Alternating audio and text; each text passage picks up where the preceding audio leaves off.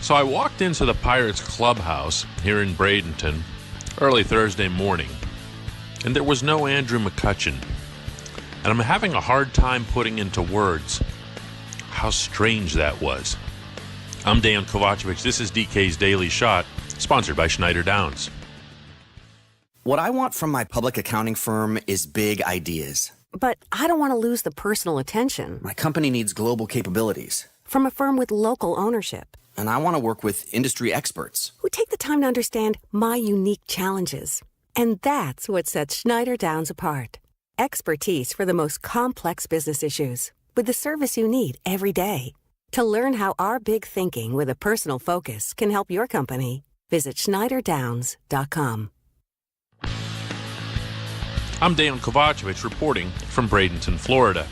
Andrew McCutchen was never the most vocal leader, to put it mildly.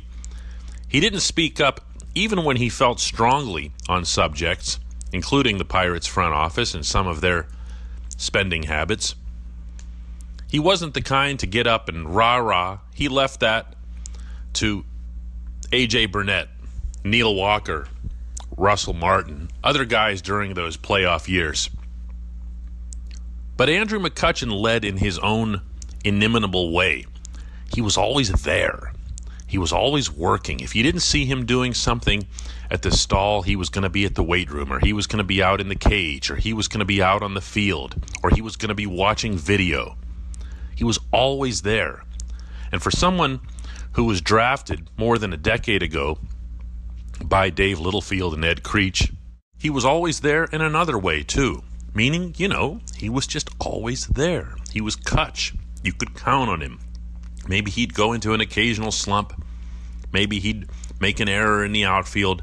But he'd always bounce back. He'd always be there. The Pirates don't have anyone close to that. They might have someone along the way. Maybe Josh Bell. Maybe Gregory Polanco and Starling Marte will step up. They might have someone to replace his numbers. They don't have someone to replace his presence.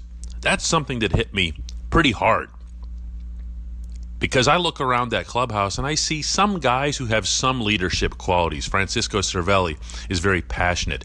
Ivan Nova has people who gravitate toward him. The guy who really stands out in that regard is David Freese. But Freese is going to be a bench guy. Don't kid yourself on that one. Colin Moran wasn't acquired so that the Pirates could sit him on the bench. He's going to be the third baseman. Probably no matter what kind of spring either of those two guys has. It's not easy to be the vocal guy if you aren't playing.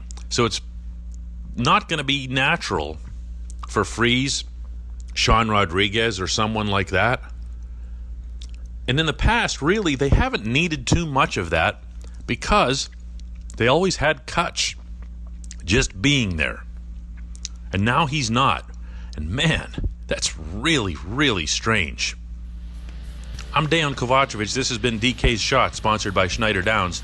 You're listening to DK Sports Radio.